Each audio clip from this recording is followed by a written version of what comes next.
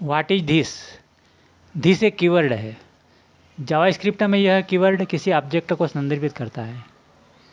कौन सी ऑब्जेक्ट इस बात पर निर्भर करती है कि इसे कैसे लागू किया जा रहा है या यूज किया या कहा जा सकता है। दिस कीवर्ड डिफरेंट ऑब्जेक्ट को रिफर करता है जो इस पर निर्भर करता है कि इसका उपयोग कैसे किया जाता है।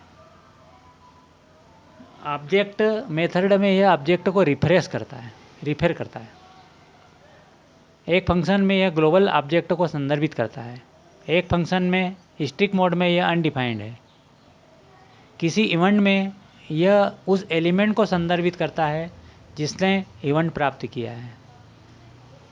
इसका तरीका यह है कि जैसे कॉल, अप्लाई, बाइंड, ये फंक्शन है हमारे। Can refer this to any object, मतलब इसे किसी भी ऑब्जेक्ट के लिए रिफर कर सकती है। This is a not a variable, ये वेरिएबल नहीं है। इट इज़ ए कीवर्ड, ये कीवर्ड है। You can not change the value of this, इसकी कोई हम वैल्यू चेंज नहीं कर सकते हैं दिस कीवर्ड की। इस वीडियो ट्यूटोरियल में हम समझेंगे ग्लोबल ऑब्जेक्ट के बारे में। जब किसी फंक्शन को ऑनर ऑब्जेक्ट के बिना कॉल किया जाता है तो इसका मान मतलब दुनिया भर का व्यापक या विश्वव्यापी ऑब्जेक्ट बन जाता है। एक वेब ब्राउज़र में दुनिया भर का ऑब्जेक्ट वेब ब्राउज़र है।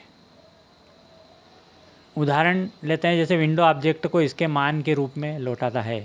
इसको प्रैक्टिकली में समझने के पहले हम जावास्क्रिप्ट फंक्शन में ये समझेंगे कि इन HTML the value of this, मतलब HTML में दिस की वैल्यू, और ग्लोबल फंक्शन में विंडो ऑब्जेक्ट।